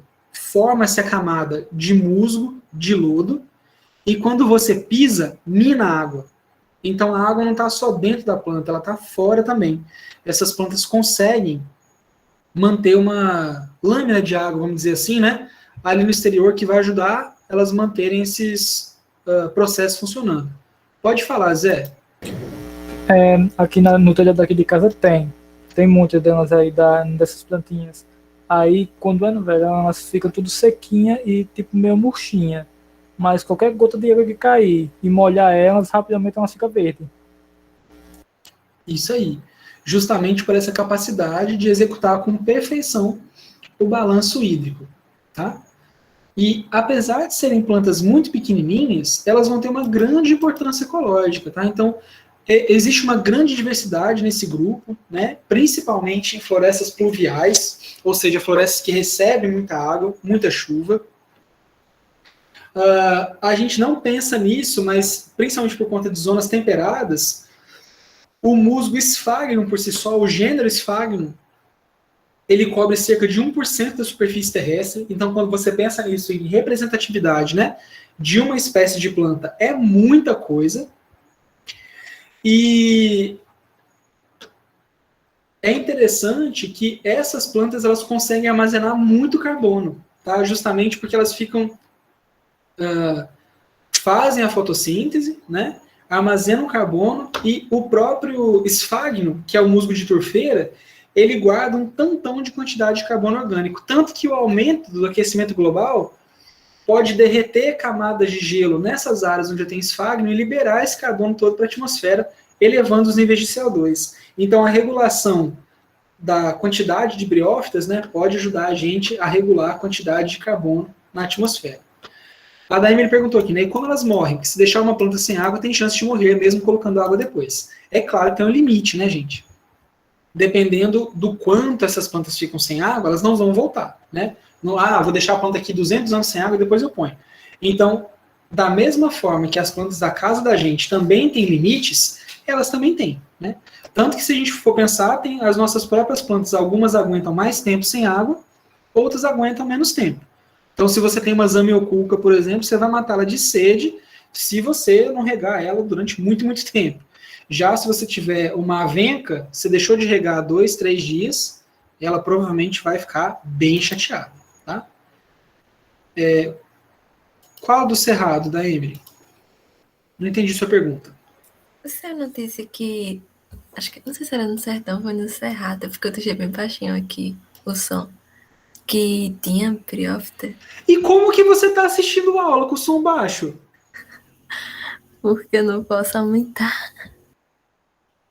Mulher, não fala uma coisa, você corta meu coração. Falando igual um doido aqui, você fala, eu tô aqui, deixei o som baixo. Você tá falando aí sozinho, professor. Não faz isso comigo. Me mata.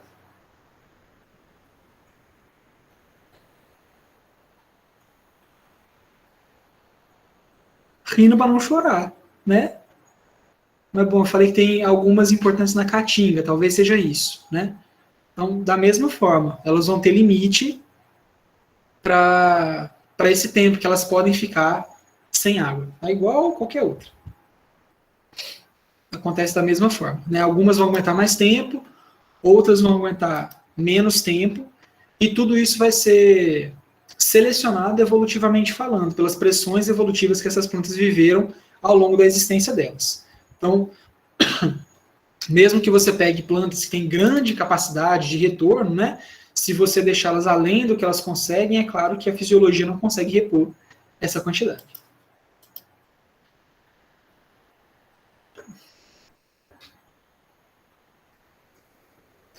Sobre essa última colocação da Emily, né? Vamos ter morfologias bem diferenciadas, tanto do corpo do gametófito quanto do esporófito. E aqui a gente está falando mais uma vez da importância, esse aqui é o esfagno, tá, gente? Na retenção de água e na formação dessas estruturas que a gente chama de turfeira. Então, o esfagno, ele tem uma parede celular que ela tem grande capacidade de absorção de substância básica. Ou seja, numa área que tem substância básica, eu posso botar o esfagno lá, ele vai absorver essas substâncias, isso libera íons H+, né? E acaba acidificando aquela região. Isso faz com que não tenham muitos decompositores, então toda a matéria orgânica fica retida ali. Que as bactérias e fungos não gostam de lugares muito ácidos, tá? Isso faz com que a gente tenha preservação de grandes quantidades de matéria orgânica nessas turfeiras. E a estrutura que a gente chama de turfa são acúmulos, né, de esfagno em lagos glaciais, ou seja, acúmulos históricos, né, não é de hoje, que inclusive vão ajudar a compor bem o solo, com essa quantidade diferencial de água, podem servir para combustível, podem servir para biorremediação, e vão inclusive atuar como sumidores de carbono, acumulando essa matéria orgânica toda lá.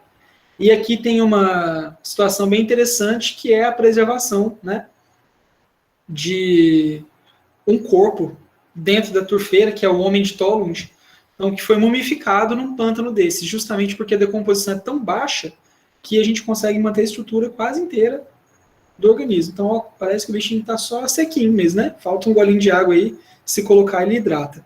Mas ele foi mantido todo nessa estrutura perfeita por conta da baixa capacidade de decomposição desses lugares, né?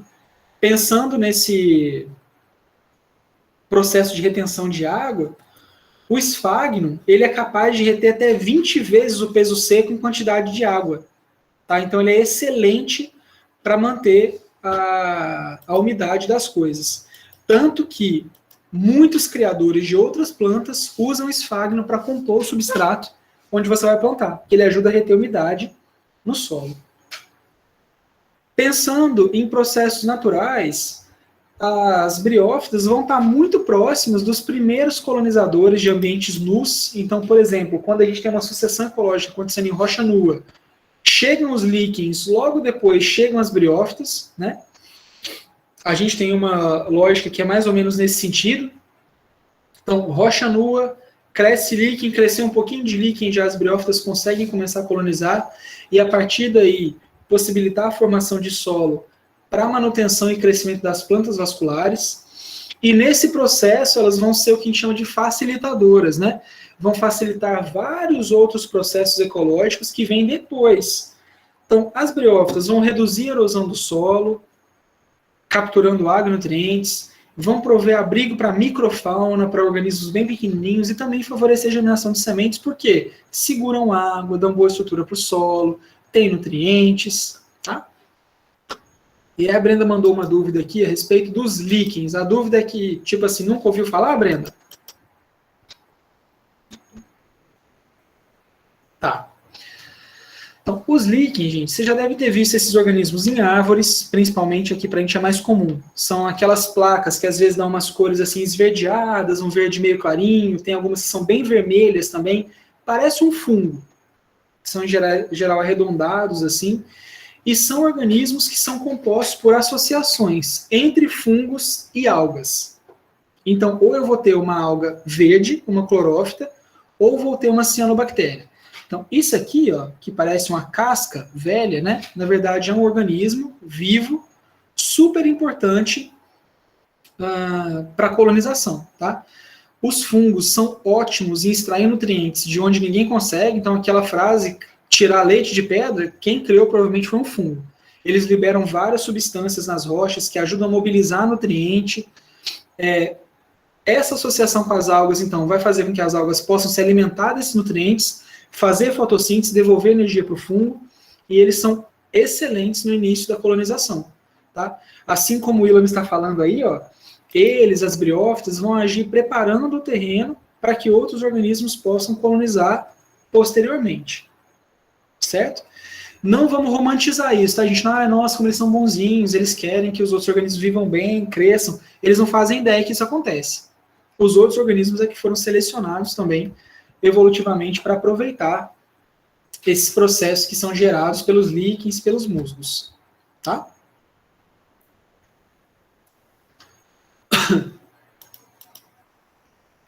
Em geral, vão ser ótimos indicadores de poluição. Áreas poluídas não costumam ter uma grande diversidade de briófitas, porque elas dependem tanto da água, né, gente? Tem essa troca íntima de substâncias com a água que está no exterior. Então, se eu tenho água poluída, eu dificilmente vou ter crescimento de briófita. E são produtores primários importantes em muitos ecossistemas, tá? Ou seja, vão representar realmente grande parte da produção primária de alguns lugares. Desde as tundras, então aquelas áreas mais frias do planeta, próximas aos círculos polares, né? E até em florestas tropicais mesmo, dependendo do compartimento da floresta que eu estou trabalhando, né? Que organismos diferentes vão ter acesso a compartimentos diferentes dessa floresta. Então as briófitas podem ser bem importantes. Até aqui tudo bem?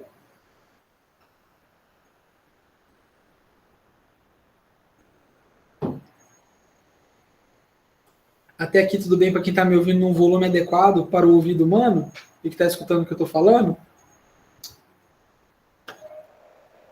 Massa.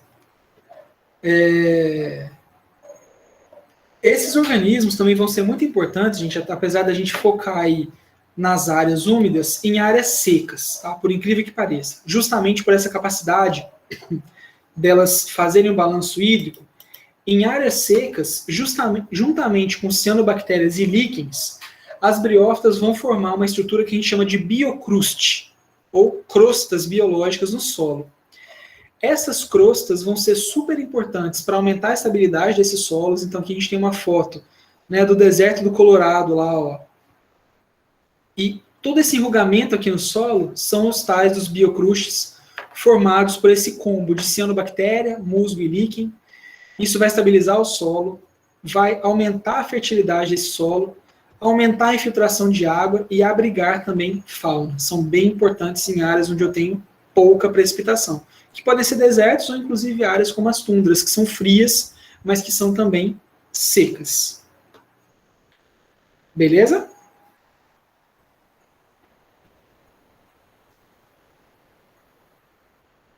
Então a gente finaliza fazendo uma grande comparação, né, desses três grandes filos aí do que a gente chama de briófitas. Então, temos o filo Anthocerotófita, na verdade, né? Com cerca de 12 gêneros, pouquíssimas espécies, as marcantiófitas com mais espécies e as briófitas com o maior número de espécies que a gente conhece desses 3 filos. É o terceiro grupo mais diversificado, perdendo para angiospermas e samambaias. Os gametófitos, né, vão ser desde talosos simples em anthocerotófitas até folhosos nos musgos. Então a gente tem uma diferenciação de um talo simples, bem achatado dorsiventralmente, né, para um talo que é mais simetricamente, mais radialmente simétrico, com uma mudança na posição do crescimento, né, ao invés de eu crescer achatado, eu vou crescer para cima, alongado. Nos ciclos de vida, eu não vou ter protonema em anthocerotófita, vou ter pouquinho protonema nas hepáticas, e nos musgos, aí sim eu tenho um protonema que é bem ramificado, aquele início, né, da formação do gametófito após a germinação dos esporos, tá? Nos antóceros, eu não vou ter células condutoras. Nas hepáticas, em algumas formas talosas, e a presença dos poros. Já em briófita, várias espécies com hidroides e leptoides, né, e os estômagos presentes. Então a gente vê uma diferenciação na complexidade da estrutura celular desses filos, né.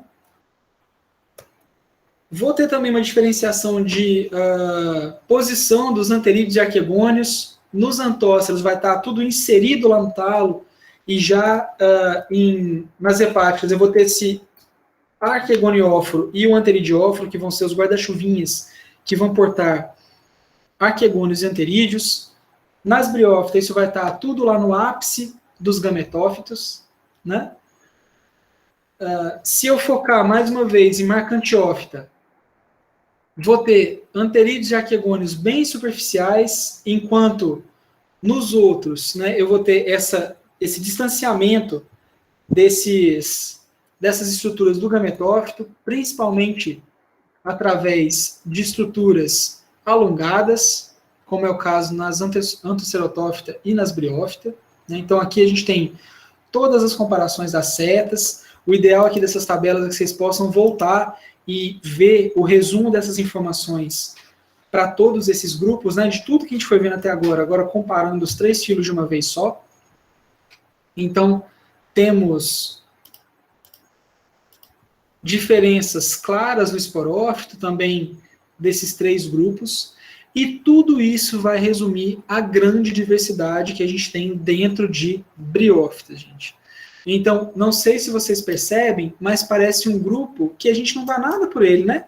Porque é um grupo pequeno, a gente vê muito pouco, mas na verdade é um grupo extremamente diverso, com uma importância ecológica extremamente grande, e que a gente precisa passar a notar para poder perceber a importância no funcionamento dos ecossistemas e na nossa vida, que em geral a gente só dá valor para as coisas que a gente vê, né? Então, vamos tentar observar mais as briófitas, e aí vou chamar vocês para participar lá da prática não obrigatória, vamos dizer assim, né? Que está lá no AVA. Então, vou mostrar aqui para vocês qual que é a ideia disso.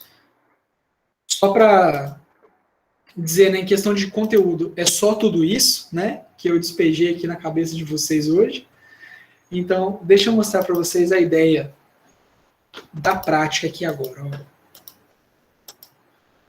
Como a gente está sem possibilidade de ver essas plantas no laboratório, né, que a gente faria com a nossa prática, qual que é a ideia? Eu deixei aqui para vocês, no AVA,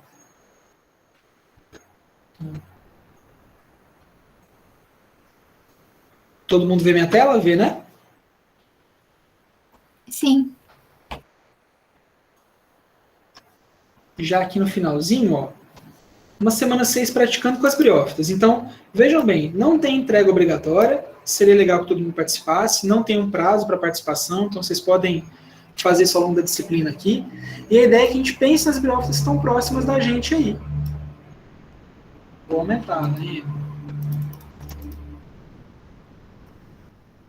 Pronto. Então, ó, essa prática não tem entrega obrigatória, né? Mas eu gostaria de participação de todo mundo. E a ideia é compartilhar o que a gente vê de briófita ao nosso redor. Então, aqui é para vocês notarem essas plantas, né? Então, busquem aí, perto da casa de vocês, nos cantinhos do quintal, naquela árvore grandona na frente da nossa casa, e vamos fotografar as briófitas. Então, a gente vai tentar identificar as estruturas que a gente vê e descrever um pouquinho do ambiente que a gente encontrou essas plantas.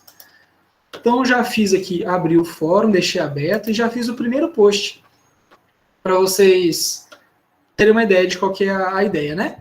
Então, insira como resposta esse post, foto das briófitas que você conseguir encontrar próximas de você, indique que partes você consegue identificar e conte para a gente um pouco de como é o ambiente onde você encontrou. Então, já postei uma foto, né? Olha lá, essa encontrei um dos troncos onde criei as minhas orquídeas. Dei aqui um pouquinho mais aprofundado, né, ao gênero que ela pertence, de qual família. Contando o ambiente, né, rego quase diariamente, então é um ambiente bem úmido, os troncos ficam presos a um alambrado que está protegido por uma goiabeira bem grande, então iluminação indireta, apesar de haver luz abundante. Consigo ver nessa imagem gametófito, o destaque para os filídeos, não é possível ver caule de rizoide, e esporófito, em várias fases de maturação, com destaque para as cápsulas com seus opérculos. Então, a ideia aqui é que a gente note essas plantas, tá? Seria bem, bem legal se todo mundo participasse com esses posts. Façam esse processo de observação, tá? Acho que vai valer a pena para a gente conseguir enxergar essas plantas um pouquinho mais ao nosso redor, tá? Temos dúvidas?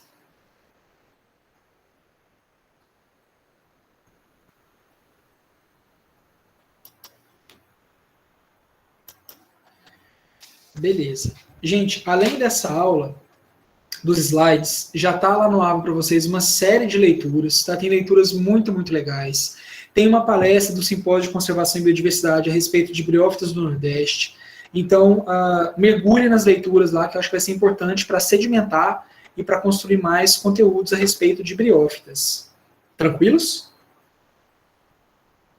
Não fiquem só com a aula. Leiam, estudem as leituras recomendadas, tá? Se não temos dúvidas, nos encontramos na quinta-feira, 19 horas. Beleza?